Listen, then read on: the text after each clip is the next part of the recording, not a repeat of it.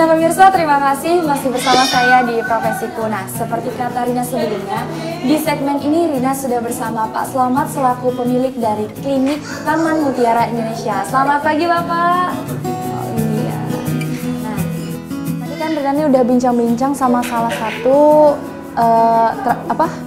terapis yang ada di sini. Nah, gimana sih Pak proses pendirian Bapak di dalam pembangunan tempat okupasi terapis ini? Baik, sebelumnya gini, berangkat dari keprihatinan sebenarnya melihat beberapa anak-anak yang saya temui, ada yang memang tadinya mungkin seperti kebanyakan orang awam, karena saya sendiri backgroundnya bukan orang terapi. Penilaian awal yang muncul sama dengan kebanyakan orang pasti ini anak kenapa beda dengan yang lain.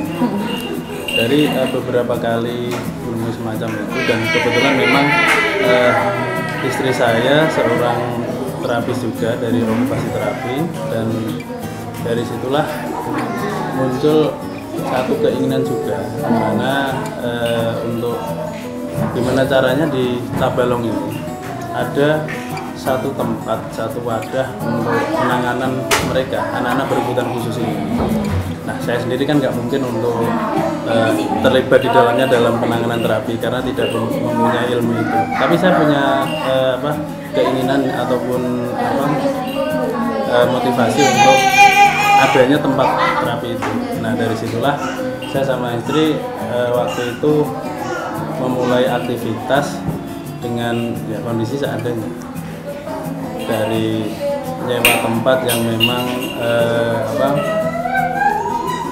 tidak kondusif sebenarnya, tapi berusaha untuk kami upayakan dengan maksimal. Dan perihal tempat ini pun juga kami ini yang kelima kali, pindah kelima kali. Jadi sebelumnya memang ada beberapa tempat yang sudah dijadikan tempat okupasi terapis ini. Okay, karena ada beberapa kendala di tempat yang kami pakai sebelumnya, yang salah satunya adalah keamanan untuk anak-anak ABK ini sendiri. Karena kalau dirasa keamanannya sudah tidak kondusif, tidak bagus, ya mau tidak mau kami harus pindah. Gini Pak, untuk menyewa tempat-tempat yang sudah Bapak gunakan itu apakah dari pribadi sendiri atau memang sudah bekerja sama dengan instansi-instansi di luar-luar? Kami memulai aktivitas ini dari 2011.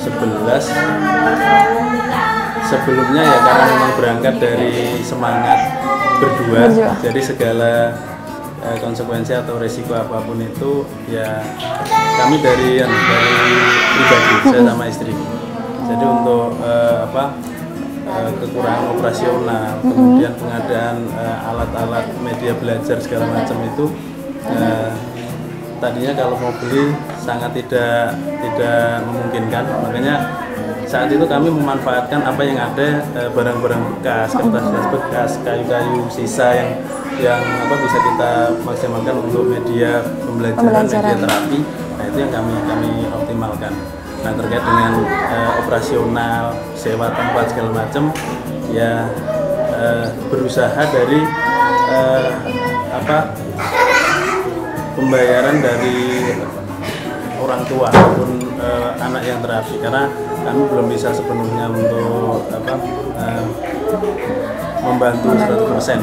Jadi untuk sebagian besar ini anak-anak di sini masih bayar terapi. Nah, biasanya operasional yang ada itu ditopang dari dana masuk dari orang tua saja. Nah, ketika ada kekurangan ternyata dalam pengeluarannya harus ditutup, ya mau nggak mau kami yang Pak. Jadi selama ini memang diputar-putar aja uang dari pembayaran. Betul. Gitu. Lanjut nih Pak, untuk kerja di sini sendiri sudah melibatkan seberapa banyak sih untuk menangani anak-anak yang ada di sini? Untuk terapis, yang pasti terapis utamanya itu ada 2 orang yang dari okupasi, Bu Evi sama Bu Ika. Iya. mungkin tadi ada bincang-bincang. Kalau untuk terapis-terapis yang lain ini memang masih belum ada yang dengan background okupasi ataupun fisioterapi, karena di sini masih masih asing dengan jurusan itu. Jurusan fisioterapi, apalagi okupasi terapi. Nah, perlu diketahui di Kalsel ini saja untuk profesional okupasi terapi termasuk yang di Tabalong itu paling hanya 10 orang sekalsel. Sedangkan anak berkebutuhan khusus di Kalsel ini sendiri sangat banyak, masih belum berimbang. Makanya dengan kondisi yang ada itu, mau tidak mau kami nggak mungkin untuk idealis dengan harus dari background okupasi, karena nggak memungkinkan. Makanya beberapa teman-teman ini dari jurusan umum yang mereka kita bekali dengan training, pelatihan untuk persiapan sampai mereka siap untuk handle ataupun terapi anak-anak. Oke nih Pak, untuk anak-anak yang diterapi di sini, apakah hanya dari Tabalong sendiri aja atau memang ada juga yang dari luar? Kalau untuk sebagian besar memang mereka dari wilayah Tabalong, tapi ada beberapa yang dari luar Tabalong, kayak seperti dari Balanga, dari Barabe, dan ada juga yang justru malah ibaratnya luar provinsi, luar Kalsel gitu. Jadi ada yang dari Kaltim, ada juga yang kalau Kaltim wilayah sini yang berobat ke sini, kemudian yang dari wilayah Kaltim juga ada dari Tamiang, Bangkok, itu ada. Jadi nih Pak, untuk anak-anak yang mungkin datangnya dari luar daerah kita sendiri, apakah dilakukan terapinya setiap hari atau memang ada jadwal tertentu memang dari tempat ini? Jadi di sini kan sebelum penentuan jadwal, kami ada prosedurnya. Itu pertama observasi dulu, untuk mengetahui kondisi si anak seperti apa. Dari situ baru kita tentukan program penanganan untuk anak ini apa saja, dan setelah itu baru kita bikin penjadwalan, di mana di situ penentu utamanya dari orang tua. Misalkan ya orang tua dengan program kita seperti ini, target kita mau berapa lama sih untuk nanti bisa dievaluasi. Dan dari situ baru kita dapat, misalkan orang tua ada yang menghendaki dari seminggu 2 kali, 3 kali, atau ada juga yang tiap hari anak saya ke sini terapi di sini. Jadi macam-macam. Kalau yang dari luar daerah biasanya di hari tertentu ya itu kita beruntun fokuskan, karena memang perjalanan jauh nggak mungkin mereka perjalanan tiap hari. Nih balik lagi nih, tadi kan kita udah bahas tentang pindah-pindahnya tempat. Sekarang ini masihkah itu dari diri sendiri atau memang sudah ada bekerja sama dengan instansi lain? Alhamdulillah setelah kami berpindah tempat dari Pandanarum, Tanjung Selatan, kemudian ke Anggrek 7, sempat juga ke Plambon. Nah, sekarang di Pelamboyan ini, di sini ini alhamdulillah kami sudah permanen, dan kami sangat bersyukur karena di sini orang sudah tidak bingung lagi seperti sebelumnya. Misalkan nyari di sini ternyata sudah nggak ada, di sini ternyata nggak ada lagi. Dan sekarang permanen sudah di Pelamboyan ini. Dan ini Mbak, untuk gedung ini sendiri kami dapat support dari CSR Adaro Indonesia. Alhamdulillah pihak CSR Adaro ini sangat perhatian dan peduli dengan kegiatan kami. Nah, lebih realnya lebih peduli lagi ke anak-anak berkebutuhan khusus di Tabalong dan sekitar. Lanjut nih Pak, boleh ceritain nggak motivasi Bapak selama ini jadi sampai membangun klinik untuk anak-anak berkebutuhan khusus ini? Simpelnya yang utama ialah saya pengen ambil peran apa yang saya bisa dan saya mampu untuk tersedianya tempat untuk penanganan anak berkebutuhan khusus ini. Nah, dulu sebelum ada support dari Adaro melalui CSR-nya ini, bahkan kami sempat dulu saya sama istri sudah ngumpulin sebagian tabungan untuk beli tanah, sudah terbeli, tapi ternyata tanah itu sengketa. artinya sempat sampai ke situnya juga terkait dengan yang tanah sengketa tadi. Itu tujuan utamanya beli tanah itu adalah untuk membangun tempat ini sendiri.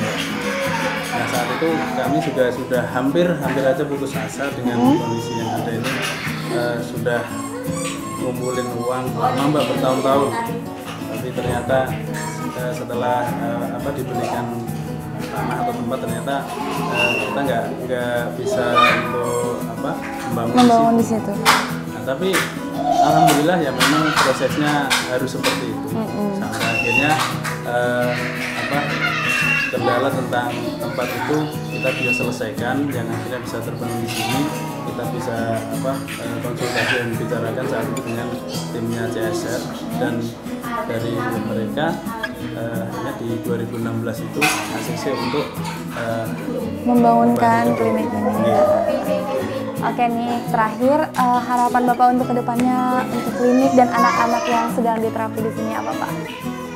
Harapan utamanya untuk anak-anak yang saat ini terapi di sini, kami sangat berharap bisa memberikan pelayanan yang terbaik supaya anak-anak ini kedepannya bisa menjadi anak yang lebih mandiri dan tentunya lebih tergali lagi bakat lain dari mereka, karena setiap anak pasti punya bakat tersendiri. Oke, baik Bapak, terima kasih sudah berbincang-bincang dengan saya, dan terima kasih juga untuk sambutannya yang sangat luar biasa banget, banyak anak-anak kecil di sini. Oke pemirsa, itu tadi bincang-bincang saya bersama Bapak Slamet dari pemilik Pusat Layanan Anak Berkebutuhan Khusus atau PLABK Rumah Semua. Dan Mbak Ika tadi seorang okupasi terapi yang ada di Tabalong ini. Nah pemirsa, gimana? Udah lumayan menambah wawasan kita bukan? Atau dari teman-teman yang di rumah malah ada yang tertarik nih untuk menjadi seorang okupasi terapi? Baik pemirsa, sampai di sini dulu perjumpaan kita dalam Profesiku edisi Okupasi Terapi. Semoga dalam tayangan ini bisa memberikan motivasi serta inspirasi bagi kita semua. Oh iya, bagi teman-teman yang ingin memberikan kritik dan saran atau informasi tentang profesi yang ingin diliput, bisa menghubungi kontak yang ada di bawah ini. Saya Rinawati, sampai jumpa di episode Profesiku selanjutnya. Dadah!